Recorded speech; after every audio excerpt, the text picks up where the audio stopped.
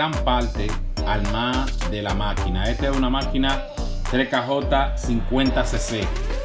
Esta máquina solamente lo que yo le hice fue meterle cajebola al cigüeñal, cambiar el cilindro que tenía porque estaba muy alteradito, y más nada. Entonces, ¿qué pasa con esto? Que ya usted sabe, yo lo que hice que la brillé también porque estaba bien fea. Observen, miren cómo está.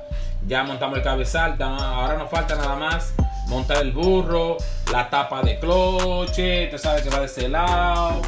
Y ya ustedes saben, señores, ya estamos en eso, casi estamos montando. Quise hacer este video de cómo desarmar un scooter en su casa o la máquina, lo que sea, whatever. Miren, ahí está el chasis. Y ya ustedes saben, señores, como dice el chamaquito viral, sigan mirando, que ya estamos en eso. Ya ustedes saben, vamos allá.